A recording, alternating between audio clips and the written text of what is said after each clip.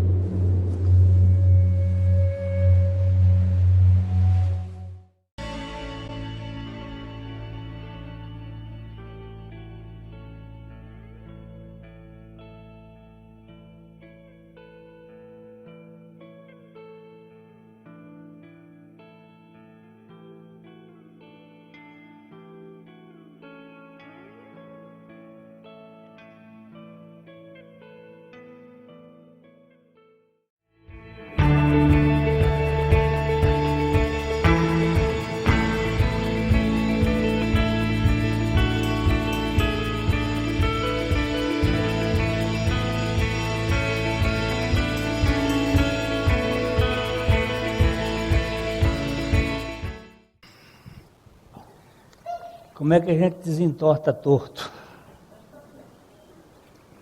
Né?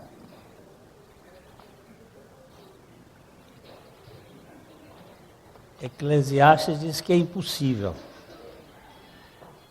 mas para Deus não há nada impossível. Então nós vamos pegar o texto de Eclesiastes 7, 29, e depois a gente vai ver o que Deus tem para nós aqui.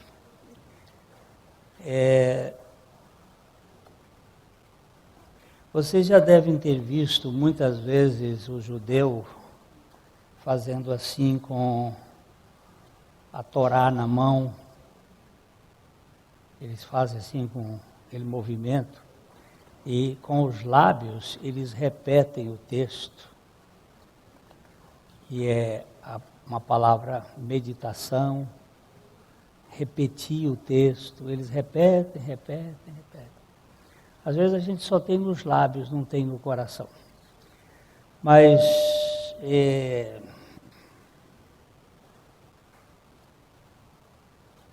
quando está em negrito é para que a gente possa ler. A gente vai ler cadenciado, não muito rápido, para que todos que puderem ler, a gente leia, porque nós temos 5 sentidos. E o que se ouve, a gente só percebe 5%. O que se vê e ouve, se percebe 30%. O que se ouve, percebe e cheira, se percebe 50%. O que se ouve, cheira, vê e pega, é mais por cento, não me lembro agora. E quando se vê, ouve, cheira, pega e come, mais ainda. E o que se ouve, vê, pega, come, cheira e faz, aí o negócio fica maior. A criança, até por causa do Dia dos Pais, ela só absorve 5% do que os pais falam. E elas absorve 90% do que os pais fazem.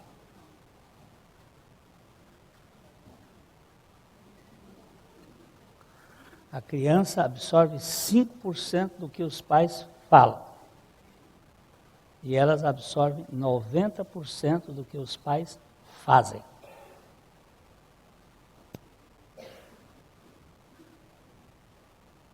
É aí que está a metodologia. Você vê, por exemplo, os fariseus falavam, mas não faziam.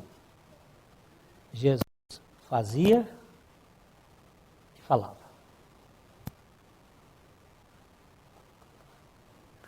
Então vamos aqui primeiro a Eclesiastes 7:29. Eis que tão somente achei que Deus fez o homem reto, mas ele se meteu em muitas astúcias. Sabemos, Pai, que esta é a tua palavra e que só o teu Espírito pode revelar a expressão da verdade através do teu Filho. E é o que nós te pedimos em nome de Jesus. O que aconteceu com o ser humano? Foi criado reto, num lugar perfeito, em intimidade pessoal com a Trindade, mas algo não deu certo. Afinal de contas, o que deu errado? Quais são essas astúcias que o Adão coletivo se meteu? Por que o homem é um projeto que não deu certo? Feito por Deus, num mundo perfeito, sem nenhum problema. Por que o homem não deu certo? Ou você acha que o homem deu certo?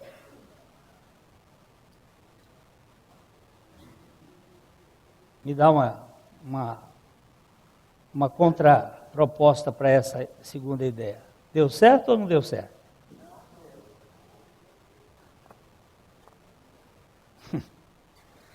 Ainda bem. Tem alguns que creem que não deu. A Trindade não fez um robô, mas uma pessoa com todas as faculdades que expressam a liberdade pessoal. A pessoa, para ser pessoa, precisa portar 3 coisas: inteligência, ter emoções e exercer vontade. Essa pessoa não é uma máquina programada e previsível. Ela é uma pessoa. Se ela tiver vontade, aí vai estar uma coisa muito interessante.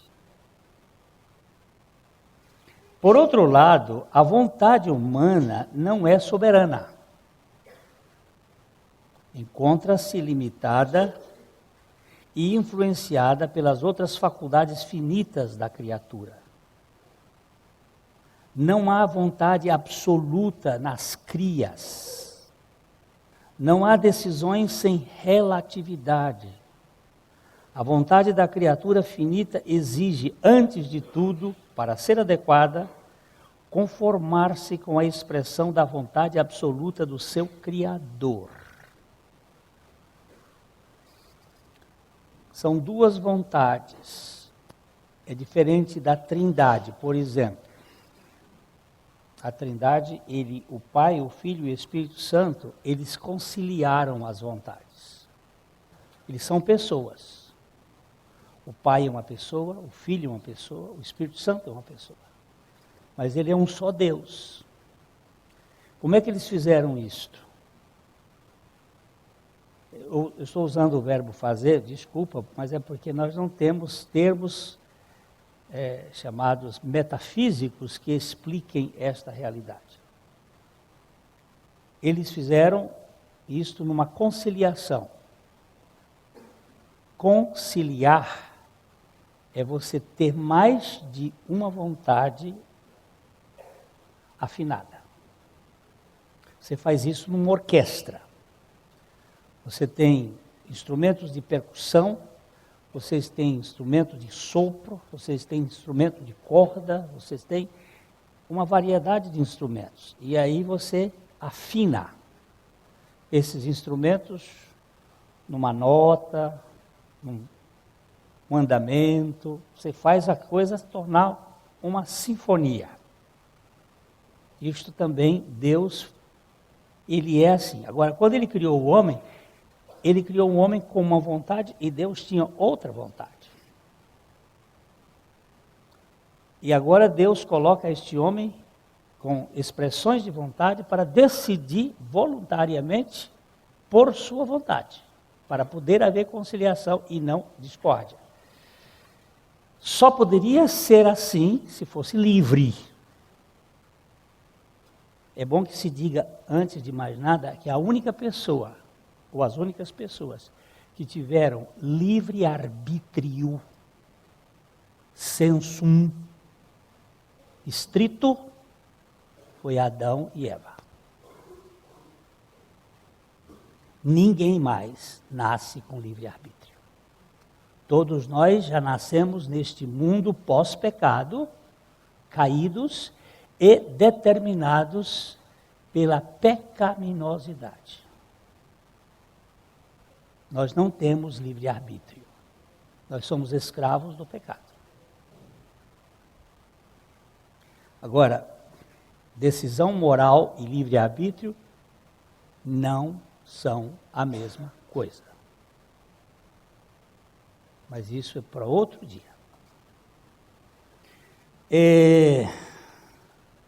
A perfeita vontade de um ser finito precisa, necessariamente, para poder se expressar com adequação, unir-se à vontade absoluta do seu Criador. Caso uma criatura limitada queira agir sem restrições, poderá cair em complicações. Eu botei poderá cair, mas cairá. Exemplo simples. Liberdade do peixe. A liberdade do peixe é nadar. E a liberdade, e a legítima liberdade de Adão era fazer a vontade de Deus. Tanto é que quando Jesus vai colocar o homem redimido, a terceira propositura deste homem redimido é: seja feita a tua vontade. A minha vontade precisa querer que a tua vontade seja feita para que eu possa viver de modo como filho.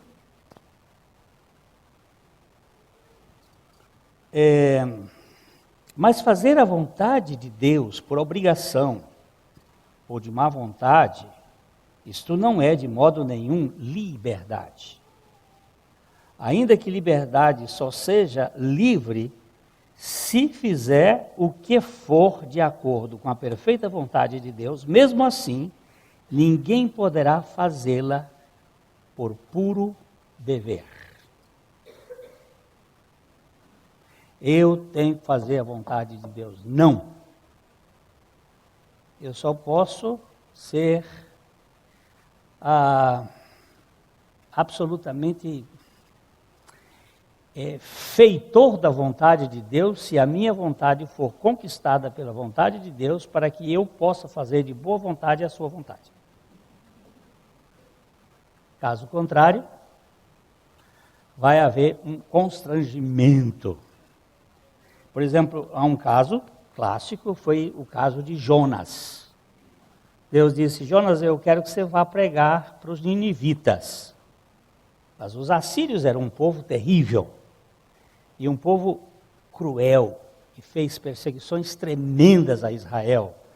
Eles abriam a barriga de uma mulher israelita grávida, tirava o feto, matava e botava um gato dentro, vivo. São coisas, você não tem nem noção, como dizia meu tio antigamente, você não tem nem noção do que eles faziam. A coisa era tão brutal. E aí Deus diz assim para um profeta israelita: você agora vai pregar o arrependimento para esse povo. Eu quero que eles todos vão para o inferno. Nem Roberto Carlos ia contrariar essa pregação. E agora ele tem que ir para Nínive pregar. Ele disse: não vou nem que a vaca tussa. E Deus disse: vai nem que o peixe te vomite. E aí você vê que foi a luta das vontades. E Deus teve que conquistar o Jonas, e ele fez de má vontade. E quando a coisa estava lá, o povo se arrependeu, ele disse: eu não disse que o Senhor era assim? Que o Senhor era misericordioso, que o Senhor era bondoso? Eu não queria esse povo salvo. Aí Deus teve que dar uma ilustração para ele, fazer uma plantinha. Alguns dizem que era uma boboreira, uma trepadeira, qualquer coisa que fosse cobrisse a careca do Jonas, que parece que ele era careca, e o sol quente. E aí quando a plantinha secou, Deus mandou um bicho, e ele disse assim: eu quero morrer, porque o Jonas era muito ciclotímico.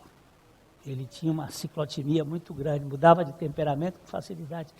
Aí ele disse: eu quero morrer. E toda hora ele queria morrer.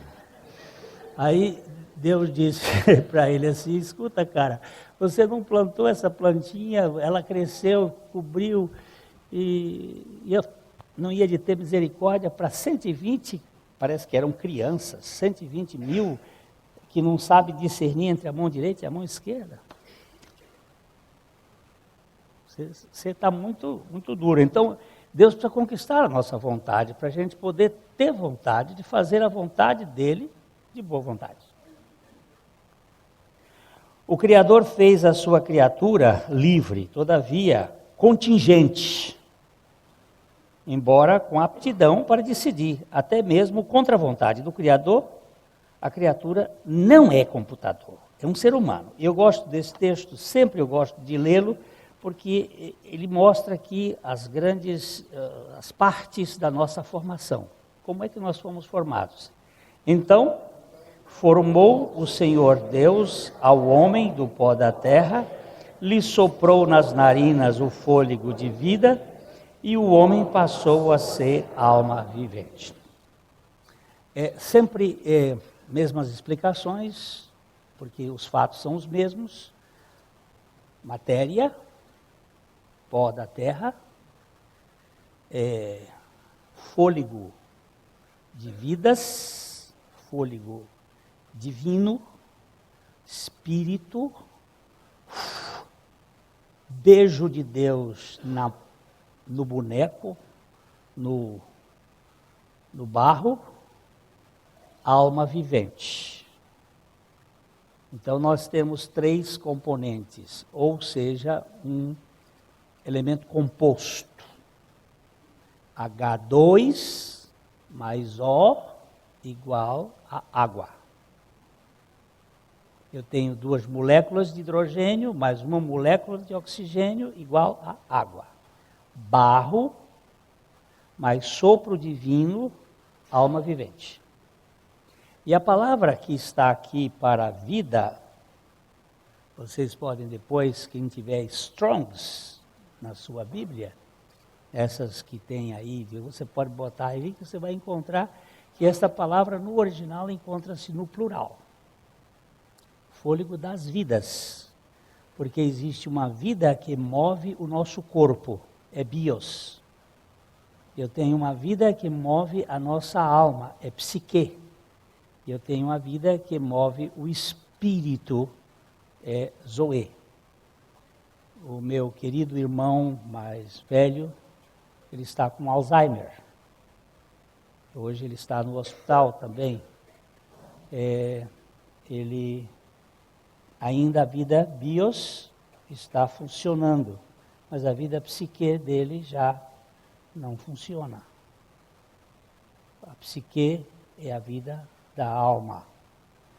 Pode ser eu vou falar mais tarde sobre lobotomia um pouquinho, porque nós temos que verificar o que Deus faz. Você pode perder a vida da alma e continuar com a vida física. E pode... até um professor que nós tivemos lá nos Estados Unidos, a Juliana conheceu, o Dr. Bill, que é o professor de neurociência, foi seu professor. Ele diz uma coisa interessante, que o mesmo cabo que encabeia o sexo, a zona sexual, é que encabeia a zona espiritual. Porque nós temos uma zona espiritual no nosso cérebro. E é interessante que ele dá para um lado, para o sexo, e sobe para... Eu não tenho nada a ver com isso, com ciência, eu chamo aquele lugar de o santo dos santos da nossa alma, do nosso ser ali, é onde não dá Alzheimer. É engraçado. Alzheimer não entra. Por exemplo, a mãe do pastor, a avó do pastor Ed René, ela teve Alzheimer. E ele foi visitá-la, ela estava num hospital, ele foi visitá-la, e ele chegou e disse: "Ô vó, aqui é o Ed, seu neto, filho acho que é Fernando." Aí ele disse: "Eu não tenho nenhum filho com esse não." E aí ele tentou falar: "Vó." Aí ela foi assim, tinha um piano, ela sentou no piano, começou a cantar os hinos, tocar os hinos e cantar. E ele falava com ela, mas com relação à palavra de Deus e às coisas espirituais, não havia Alzheimer. Mas com relação às memórias humanas e às pessoas, até a família, esquece. Tive um pastor amigo meu que teve Alzheimer, ele saía na rua pregando. Ele não sabia quem era, onde estava, quem era. Mas não esqueceu nenhum texto. Parece que ali tem um lugar sagrado que Deus diz assim: "Eu boto minha mão aqui para esse alemão não entrar. Eu entro, mas ele não entra." É engraçado isso. Não sei se é só observação superficial, mas... então nós temos aí uma alma, um corpo, um espírito, e Adão foi formado com uma natureza terrena, livre e perfeita. Ele era reto, nós vemos ali que Deus fez o homem reto, ele era justo e sem qualquer contaminação de pecado. Não havia pecado, portanto não havia contaminação. Mas por causa da sua vontade, ele não se conformou em ser como homem e quis ser Deus, como Deus. Então aconteceu a queda. A queda então acontece no plano da decisão moral de um ser que foi livre, criado sem pecado. E ele quis ser como Deus. Você não pode ser como Deus. Você não pode ser Deus, porque a criatura não pode ser criador. Essencialmente ela não pode. Ela é criatura. O Criador não pode ser criatura, o Criador é criador. Ele é essencialmente criador. Ele jamais será criatura. O Criador, por exemplo, ele teve que se esvaziar para poder penetrar no terreno da criatura. Mas ele não pode ser essencialmente criatura. E a criatura não pode ser criador. Mas ele pode querer ser. Onde é que estão os nossos problemas? Os nossos problemas estão na nossa vontade. A Bíblia diz assim, quando vocês forem tentados, nunca digam que vocês foram tentados por Deus, porque Deus nunca tenta ninguém. Mas vocês são tentados pela própria vontade, cobiça ou concupiscência, como vocês queiram. E é aí que está a nossa grande guerra. Sem liberdade e escolha, porque você pode ter liberdade e não ter escolha. Sem liberdade e escolha não há responsabilidade. Vamos ler Gênesis 2,17 na versão da mensagem de Eugene Peterson, que diz assim: "E o Eterno ordenou ao homem: você tem permissão para comer de qualquer árvore do jardim, menos da árvore do conhecimento do bem e do mal. dessa não poderás comer. No mesmo momento em que comer dessa árvore, você morrerá. Mas o que é morte? Para quem nunca experimentou morte, você não pode saber o que é, senão pela experiência. Você só poderia saber pela fé. E o homem foi criado para poder crer na palavra de Deus. Por alguma razão, ele deixou de crer, por isso é pecado. Tudo que não é de fé é pecado. Aqui nós vemos que a árvore, a liberdade sem opção também não é liberdade. Eu sempre conto as mesmas experiências, né? Eu vou comprar, estou numa farmácia no interior do Piauí, lá em Parnaguá. E chego na farmacinha e digo para a moça assim, me dá uma Farhans. Eu nem sei se ainda existe Farhans. Para escovar os meus dentes. A moça diz, não tenho. Então me dá uma Philips, também não fabricam mais. Não tenho. Então me dá uma Colgate. Não tenho. Então me dá uma Colinos. Também não tenho. E o que você tem? Eu só tenho Close-Up. Quer dizer, eu tenho liberdade, mas não tenho opção. Então, como é que Deus disse? Você pode comer de tudo livremente, mas Ele deixou uma da árvore da ciência, do conhecimento. Não come. Dessa você não pode. Aí você vai ter não só a liberdade, mas também a decisão por opção.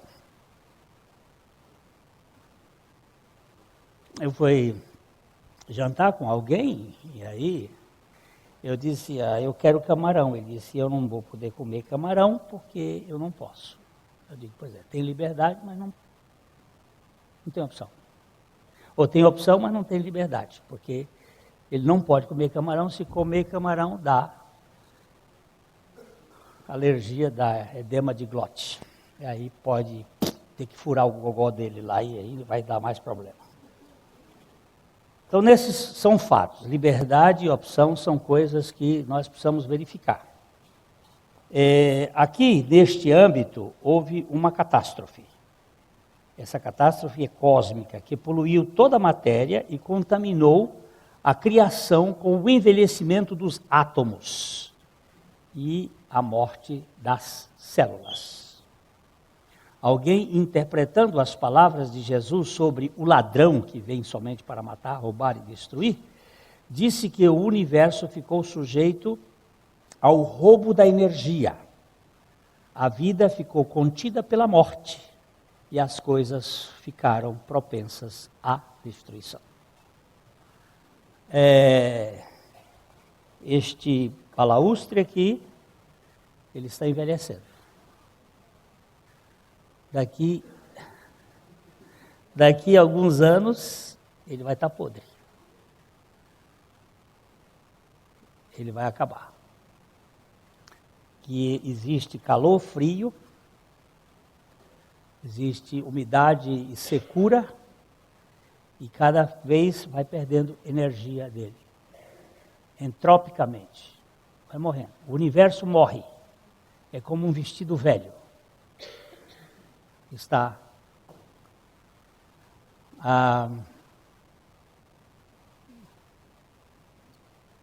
às vezes você compra uma roupa e põe lá e não usa. Depois de 10 anos, ela está puindo.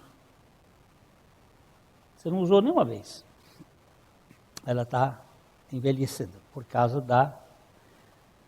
o mundo, ele está sobre os efeitos da ditadura da morte. E agora? Nós temos aqui em Eclesiastes 1:15 que diz: aquilo que é torto não se pode endireitar, e o que falta não se pode calcular. Como cair fora desse beco sem saída? É aqui que nós precisamos considerar o projeto da redenção. O que é impossível ao homem é possível a Deus. aquilo que não podemos fazer, a Trindade fez através de Cristo. Eu gosto quando o Ariovaldo Ramos disse que antes de Deus dizer haja luz, ele disse haja cruz. Que a redenção, ela antecede a criação. Antes da criação, Deus já proveio o meio da redenção. Adão foi feito reto e se entortou. Era barro limpo e se enlameou. Nós, porém, já nascemos portando a natureza terrena torta. E o velho ego contaminado com o vírus do pecado. Fazemos parte de uma raça caída e lamacenta. Somos tortos e pecadores de origem. Nós já viemos com erro de fabricação. Já saiu, não tem como negar que o bichinho é horrível, né? Cristo teve que entrar na raça caída para nos desentortar. Só o Deus homem poderia salvar o ser humano de sua mania de querer ser como Deus. Então Cristo vem e assume a natureza terrena torta, através do óvulo da mulher. Ele não era um pecador. Eu coloquei aqui para a gente dizer assim, mas Jesus não veio com uma natureza pura? Não. A natureza que ele recebeu já estava sob o efeito do pecado. Já estava sob o efeito do pecado. Deixa eu ver aqui que o Eric está dando, o som não está tão bom. Se a palavra de Deus, o esperma de Deus, esperma é semente, o esperma de Deus, ele é puro. Mas ele teve que se alojar num óvulo de uma mulher. Este óvulo da Maria já fazia parte de uma natureza caída.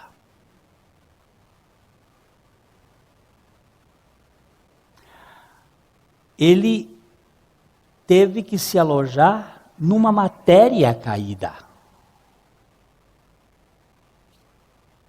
Não é na matéria antes do pecado. Vamos guardando esses dados para a gente poder...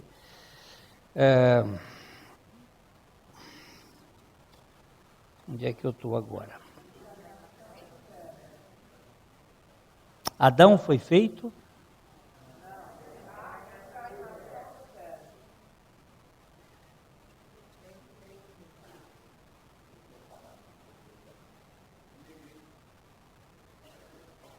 A encarnação do Verbo tem a ver com esta profecia. Porém, inimizade entre ti e a mulher, entre a tua descendência e o seu descendente. Este te ferirá a cabeça e tu lhe ferirás o calcanhar. Gênesis 3,15. Jesus é uma fecundação da palavra de Deus com o óvulo da mulher. Ele tem uma natureza terrena caída, mas não é portador do velho homem, o servo do pecado, transmitido pelo espermatozoide adâmico. Por que eu estou insistindo com isso? Esse é o terceiro estudo que a gente está batendo nesse ponto.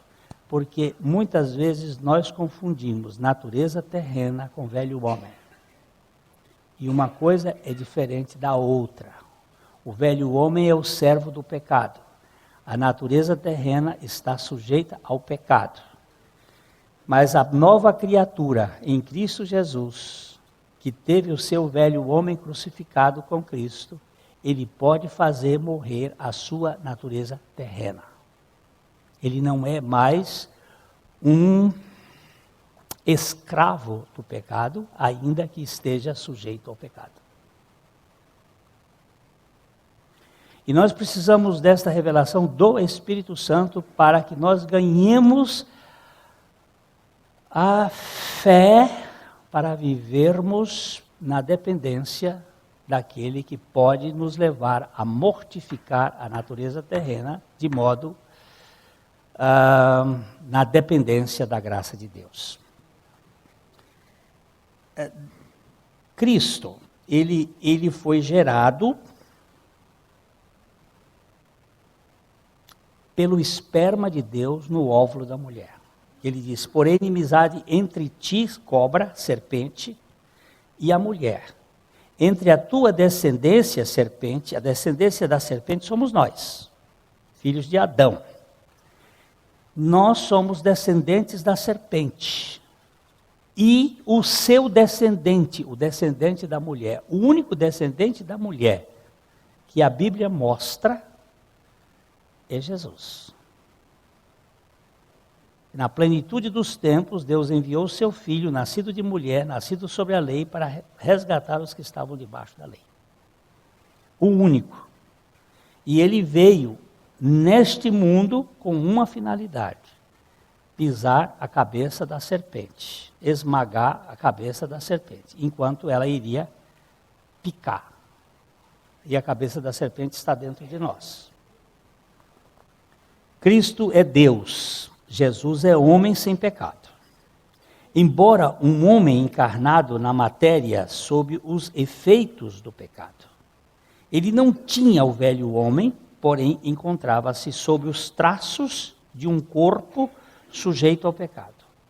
Ele foi tentado em todas as coisas à nossa semelhança, mas nunca pecou. Jesus não tinha o servo do pecado agindo em si mesmo. Ele não tinha o velho homem, porque a Bíblia diz assim, por um só homem entrou o pecado no mundo, e pelo pecado entrou a morte, e a morte passou a todos os homens, porque todos pecaram. Jesus não viveu dependendo de sua natureza divina. Estou falando Jesus, a natureza humana, Jesus, o homem, não viveu aqui na terra dependendo da sua natureza de Cristo.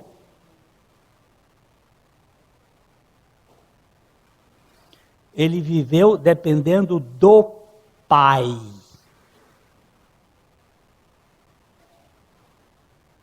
Ele dependia do Pai, porque ele esvaziou-se a si mesmo, assumindo a forma de servo. E estando em figura humana, ele foi humilhando-se a si mesmo até chegar à morte, e morte de cruz. Então, nós temos que entender que ele viveu pela fé no Pai. Na palavra do Pai. Vamos ler juntos João 5:20 com a versão A Mensagem. Jesus finalmente se explicou. Digo a verdade para vocês. O Filho não pode fazer algo de forma independente, mas apenas o que vê o Pai fazer. O que o Pai faz, o Filho faz. O Pai ama o Filho e o incluiu em todos os seus planos. Agora, como é que Jesus via o Pai fazer? Como é que você vê as coisas espirituais? Como é que você e eu vemos as coisas espirituais? A Bíblia diz, a fé é o firme fundamento das coisas que se esperam e a prova dos fatos que não se veem. Esse ver aí é ver físico. Mas nós vemos. Moisés viu o sacrifício de Jesus Cristo. Pela fé. E pela fé nós vemos pela palavra.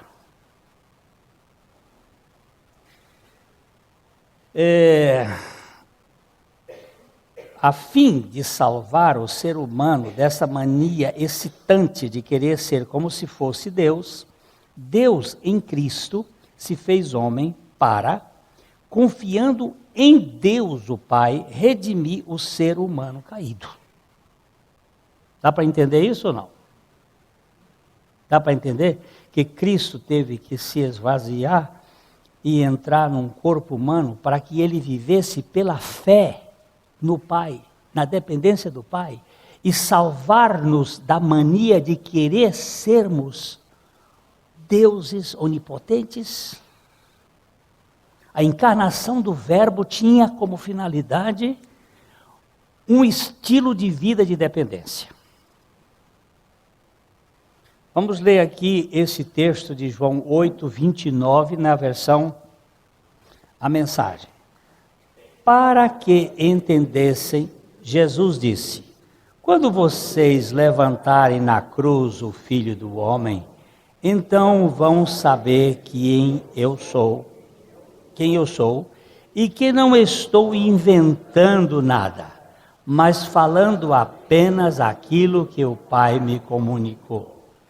Eu dependo totalmente do Pai para fazer a sua vontade. Eu não estou aqui porque eu quis vir, eu não estou aqui de modo própria. Eu vim aqui porque eu vim na dependência do Pai. Eu quero repetir isso aqui para a gente entender uma coisa. Não é Cristo que é o autor e o consumador da fé. É Jesus. As duas naturezas têm que ser entendidas à luz da revelação da palavra. Cristo se esvaziou e Jesus viveu pela fé e ele se tornou o autor e o executivo da nossa fé. Jesus, como um ser humano sem pecado, precisava assumir de fato o velho homem dos pecadores eleitos e crucificá-lo juntamente com ele.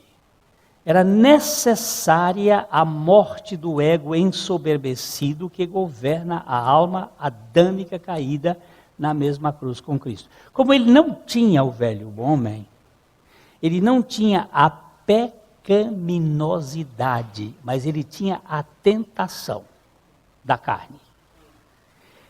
Para que ele pudesse fazer o processo redentivo, ele teve que assumir a pecaminosidade dos pecadores. Aquele que não conheceu o pecado, o Pai o fez pecado por nós. Então, o nosso velho homem, Deus fez cair sobre ele. E ele ficou encharcado de glênio. Não só os atos do glênio, mas a natureza do glênio foi colocada sobre ele. Uma vez morto o velho homem e imputada a vida de Cristo na ressurreição, a nova criatura pode fazer morrer sua natureza terrena sujeita ao pecado. O velho homem morreu na cruz, mas a natureza terrena é morta dia a dia ao levar-se o morrer de Jesus. Eu sou tentado como Jesus foi tentado em todas as coisas. Jesus foi tentado na carne, Jesus foi tentado na alma e Jesus foi tentado na sua vida espiritual. Você é tentado.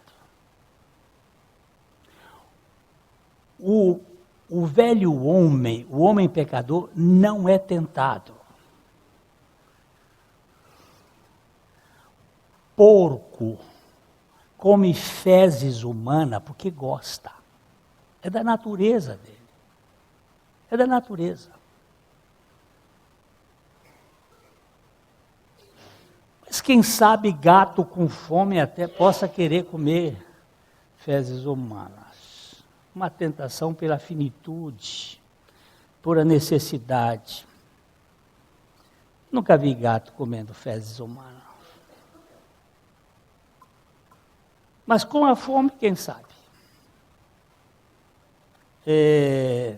Talvez por isso que Satanás demorasse tanto para Jesus ficar com fome e ser tentado em transformar pedras em pães para matar a fome.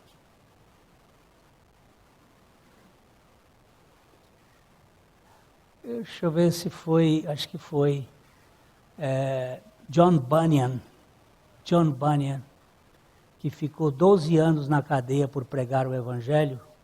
Houve um momento em que alguém ofereceu para ele uma liberdade. Ele disse assim: não, eu prefiro ficar na cadeia até criar musgos na minha pele a passar por cima dos princípios da fé cristã. Eu posso ficar aqui até criar musgos, mas eu não vou sair desse princípio, porque a opção que eu tenho é ficar com Cristo. Isso só pode fazer quem tem Cristo, mas ele sofre a tentação. Jesus possuía uma natureza terrena semelhante à nossa, mas não tinha o velho homem igual ao nosso. Ele estava sujeito às tentações e podia pecar. Todavia, ele nunca pecou, porquanto dependia constantemente da graça e do poder do Pai. Nós nascemos com a natureza terrena caída e com o velho homem servo do pecado. Nós sempre pecamos porque somos pecadores, mas Jesus crucificou com ele o nosso velho homem, livrando-nos da escravatura do pecado. Contudo, ainda possuímos a natureza terrena caída, sujeita às tentações e ao pecado. Mas podemos levar o morrer no nosso corpo. Eu disse que eu ia falar um pouquinho sobre lobotomia. Eu tinha anotado aqui que essa é uma prática que já não se faz mais.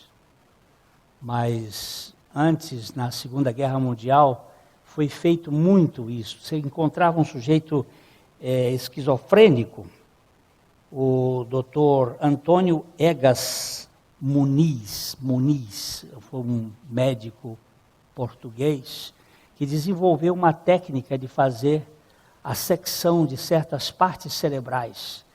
E o sujeito tinha uma deficiência, ele era um esquizofrênico, e eles faziam essa cirurgia e a pessoa ficava boazinha. E o Hitler aplicou muito as lobotomias. A partir da década de 50, ela foi considerada uma monstruosidade, mas eu vi aqui algumas pessoas que foram lobotomizadas. Uma delas foi a Rosemary Kennedy, irmã do John Fitzgerald Kennedy. Essa moça, ela tinha uma esquizofrenia e ela foi lobotomizada. Tem alguns pianistas e pessoas que eram geniais e depois eles perdiam. Jesus não faz lobotomia, ele faz estaurotomia. Estauros, no grego, é cruz. Então, na cruz, ele corta aquilo que era o rebelde, aquilo que chama-se em nós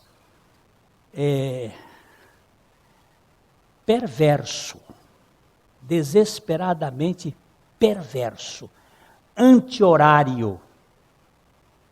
Você se lembra daquele relógio que eu falei uma vez, que eu tinha pregado aqui na igreja, que existe verso e perverso. O verso é o relógio andando assim, e perverso é o relógio andando assim. Ele anda anti-Deus. Ele anda a favor do ego. E as coisas passaram, um dia eu estava passando aqui, ia lá para o Banco do Brasil, andando rápido, e a pessoa chegou: Pastor Glênio, o que foi? Vem aqui, que eu quero lhe mostrar um relógio perverso. Eu tinha dado a hipótese e ele me chamou a atenção. Ele disse assim: olha, comprei esse relógio, só que ele foi montado no motor dele, e ao invés dele rodar assim, ele roda assim. E eu, bestamente, depois que eu fui, passado uns meses, eu fui lá, e disse, você ainda tem aquele relógio perverso? Ele disse, não, eu mandei de volta para a fábrica. Eu perversamente não comprei o relógio. Perversamente. O relógio perverso é aquele que faz o contrário do projeto de Deus.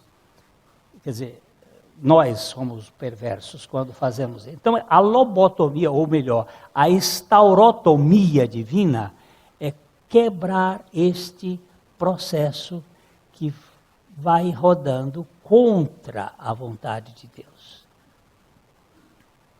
Isto só Jesus Cristo pode fazer, porque só Ele tem poder para fazer esta obra em nós.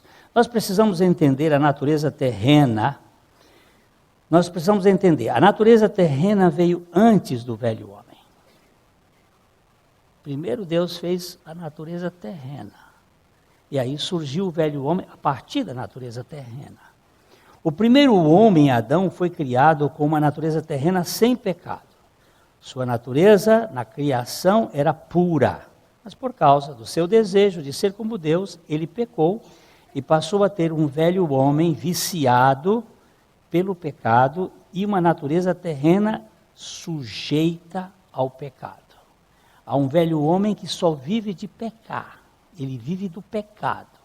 E a natureza terrena é sujeita ao pecado. Se o velho homem habita na natureza terrena, esse ser, ele só come mesmo titica. É disso que ele vive, é o pecado.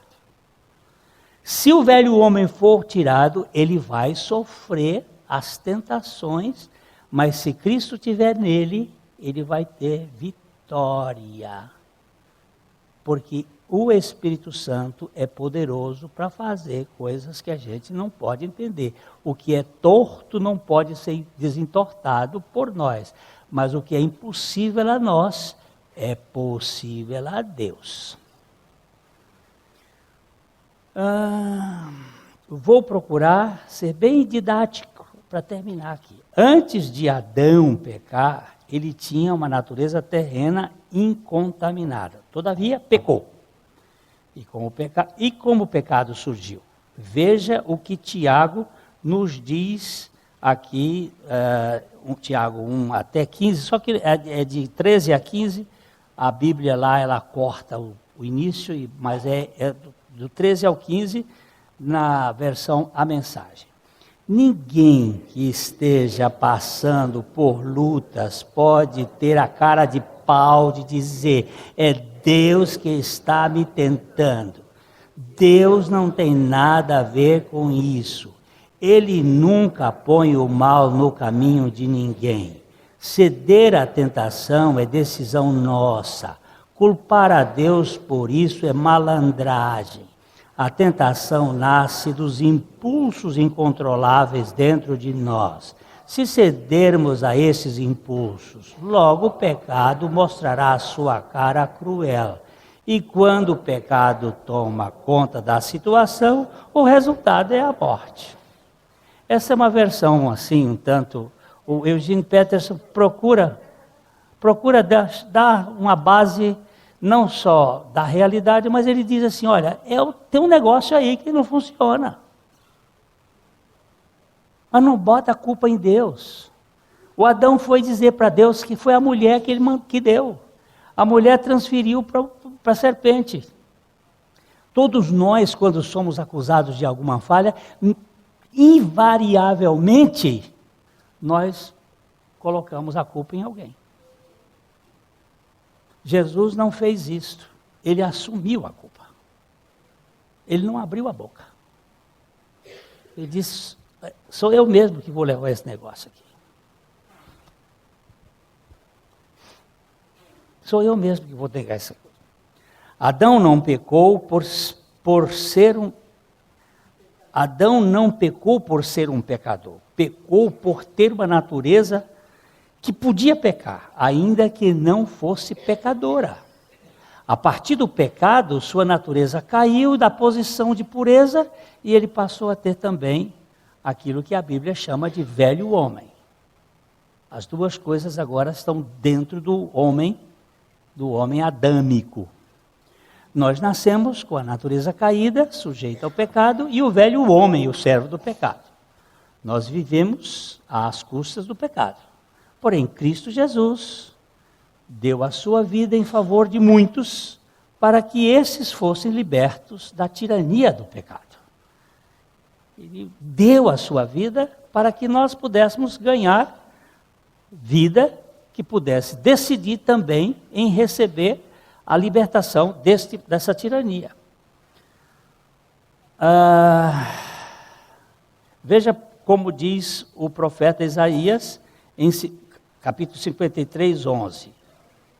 Ele verá o fruto do penoso trabalho da sua alma e ficará satisfeito. O meu servo justo, com o seu conhecimento, justificará a muitos, porque os pecados deles levará sobre si. Presta atenção nessas expressões. Ele verá o fruto do penoso trabalho de sua alma. Você se lembra que Jesus, quando foi para o Getsemane, ele chegou a suar sangue. E ele teve momentos, a palavra que está ali, depressão, é uma palavra que aparece poucas vezes na Bíblia, acho que 2 vezes só. Minha alma está profundamente deprimida até a morte. Ele suou sangue. Ele disse, se fosse possível, passa de mim este cálice. Eu não queria estar nessa hora. Mas ele tinha um propósito, ele tinha um objetivo, que era nos salvar. Então ele disse, o meu servo, o justo. Porque o único justo da face da terra foi Jesus. Nós, se formos justos, se somos justos justificados por Ele. A nossa justiça nos é imputada por Ele. Com os seus conhecimentos, o meu servo justo justificará a muitos, porque os pecados deles levará sobre si. Os pecados deles levará sobre si. Mas não só os pecados, por favor, entendam. Veja bem, mas ele não levou só os pecados, plural, levou também a iniquidade no singular. E vamos ver que o verso seguinte, que é aqui, Isaías 53, 6, diz: todos nós andávamos desgarrados como ovelhas, cada um se desviava pelos caminhos, mas o Senhor fez cair sobre ele a iniquidade de nós todos. Eu faço sugestões assim para que a gente leia a Bíblia olhando as palavras com mais cuidado. Nós todos, muitos, pecados de todos, justificando a muitos, para que nós entendamos que a obra de Deus, ainda que tenha uma abrangência, ela é voltada para aqueles que, pela sua graça, são recebidos e acolhidos pelo Deus de toda misericórdia. Os muitos pelos quais o Senhor deu a sua vida tiveram o seu velho homem crucificado com ele.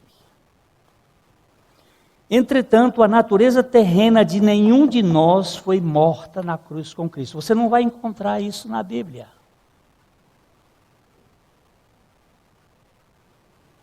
Não há base bíblica para dizermos que a natureza terrena tenha sido crucificada juntamente com Cristo. Contudo, os filhos de Deus podem mortificá-la. Reafirmando, Adão e os textos do outro estudo estão, que isso aqui a gente depois junta e faz qualquer coisinha juntos, porque aqui já é o terceiro. Mas por exemplo, põe aí na tela, por favor, quem está aí, ponha Romanos capítulo 8, versículo 13. Só para, enquanto eu bebo um gole d'água e a gente está acabando.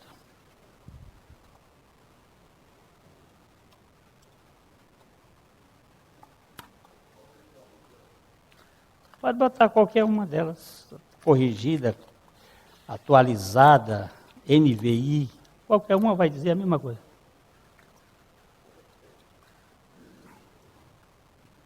Porque se viverdes segundo a carne, caminhais para a morte. Mas se pelo Espírito mortificardes os feitos do corpo, certamente vivereis. Quem pode mortificar os feitos do corpo? Quem?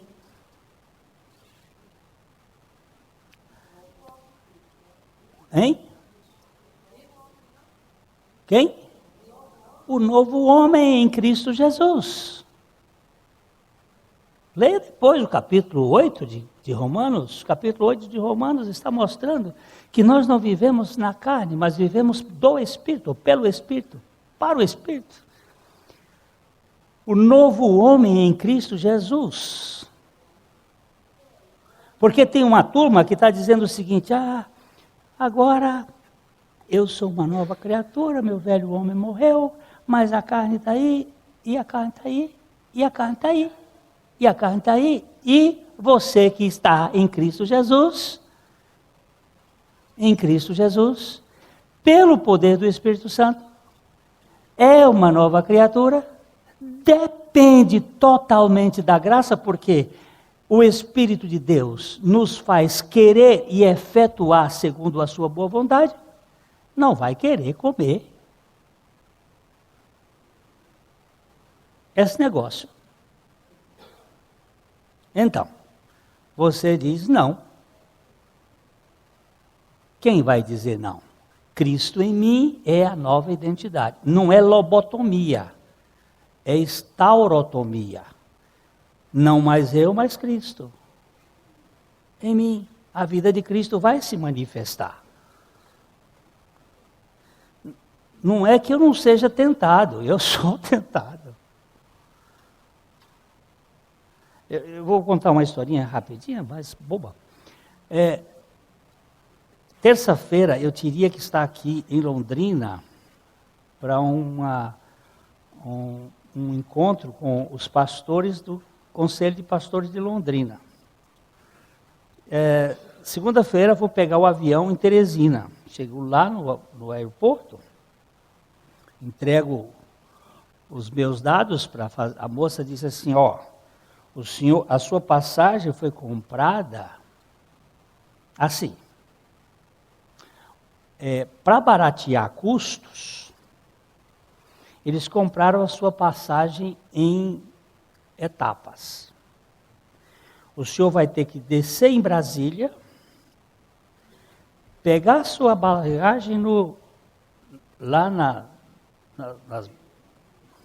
sua mala na esteira, correr lá no check-in, fazer o check-in, aí você chega em Curitiba, o senhor desce e diz: meu amor, eu chego em Brasília às 7 horas e meu avião é às 7h59. Que tempo eu tenho para... mas foi assim que compraram e a companhia não se responsabiliza. Daqui em diante ninguém compra mais passagem para mim de fora. Tá bom. Aí, o segundo presente. O avião tem 24 cadeiras de poltronas. Eu fiquei na 23. Já no corredor da 23. Apinhado de gente. Não tinha uma poltrona, tinha umas 2 poltronas vazias assim, mas estava apinhado. Aí eu disse para Senhor, o Senhor é que governa o mundo, as coisas, é para eu estar lá em Londrina? Eu não sei como é que vai dar tempo. Chego lá, fiquei fechado os olhos ali, tentando acalmar o espírito e confessando para ele a minha ansiedade. Eu digo agora, mas Senhor, como é que é fazer morrer a vossa ansiedade? O senhor sabe que é carne, mas Senhor, aí de repente eu estava ali, pum, caiu um negócio no meu peito. Eu acordei assim, o comissário, é a última, é o lugar onde eles trancam os negócios dele lá, ele estava mexendo lá numa coisa lá, aí cai uma bola, um negócio pesado no meu peito, pum! Aí eu olhei assim, peguei o troço e disse para ele assim, aproveitando a oportunidade, meu amado, porque sabe o que aconteceu? Aí contei a história para ele rapidinho, ele disse, nem que seja no lugar do comissário, você vai lá para frente, na hora que o avião descer, e você sai, é o primeiro para sair, para poder correr, que eu tinha que correr. E agora, com o negócio de Brasília, o aeroporto de Brasília, meus irmãos, tem 2 quilômetros de comprimento, e eu fiquei numa ponta, o outro era na outra ponta. Aí, ele disse, não, pode deixar. Aí, na hora ele me pegou muito distintamente, eu nunca vi bênção maior que aquele negócio cair no peito. Aí eu corri lá para frente, ele me pôs lá na frente, o primeiro a sair. Quando eu estou aqui conversando com o outro comissário, o chefe, até fiz amizade com ele, o Caio, muito distinto, e estávamos ali conversando. Ele disse, você está com azar. Eu disse, por quê? Porque o comandante parou o avião fora do lugar. E agora vamos ter que esperar mais 10 minutos para botar o trenzinho, o tratorzinho e puxar o avião para poder encaixar a ponte. E eu saí correndo. Cheguei lá, felizmente a mala já estava, porque nisso 10 minutos eles já foram pegando a coisa lá e a mala suí correndo. Minha filha, como é que eu faço para chegar em Brasília? Quando chegar em Curitiba eu tenho 10 minutos. Tem jeito. Não tem jeito. Aflito, disse, Senhor, então eu vou dormir em Curitiba. Aí ela disse assim, deixa eu falar com a superintendente aqui. Aí foi a superintendente ficou lá de longe me olhando assim.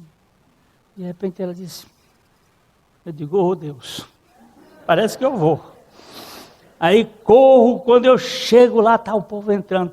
O doutor Edgar, que tinha ido para o congresso, estava aflitíssimo. Aí eu, meu amado, cheguei.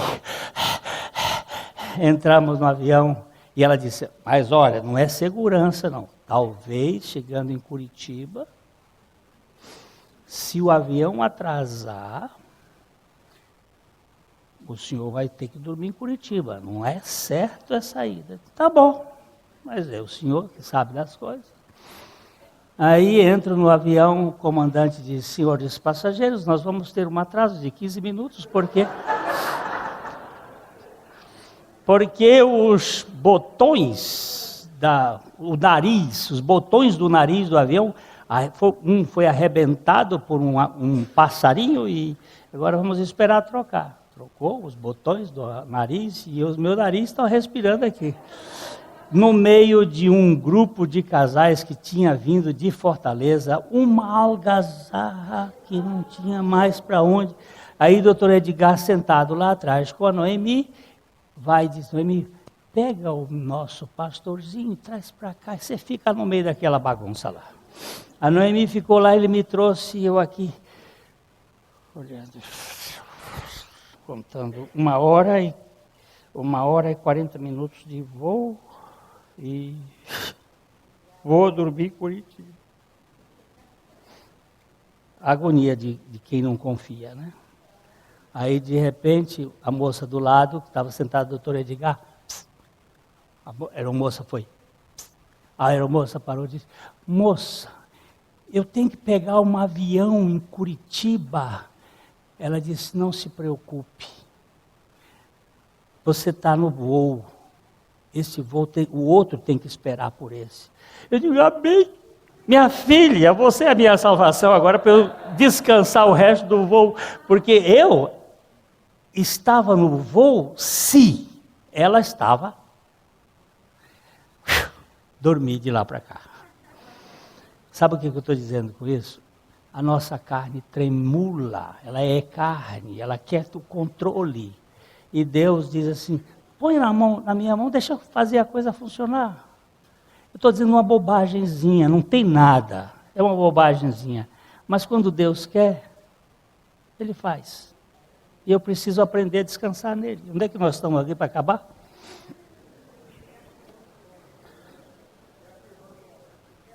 Reafirmando, Adão tinha sua natureza terrena incontaminada, entretanto, contaminou-a por meio do seu pecado. Tornou-se ainda um pecador, escravo do pecado, através do seu velho homem. Sua natureza era caída, seu velho homem vivia de pecar. Assim ele transmitiu essa vil herança à sua raça, que tornou-se pecadora por natureza. Cristo encarnou-se em uma raça adâmica através da mulher. Ele tinha a natureza terrena sob os efeitos da queda, mas não possuía o velho homem, o escravo do pecado, procedente direto do esperma de Adão. Ele viveu aqui na terra sendo tentado, mas nunca pecou. Todavia, na cruz, ele levou sobre si não só os pecados dos eleitos, mas também o velho homem destes que ele veio buscar e salvar.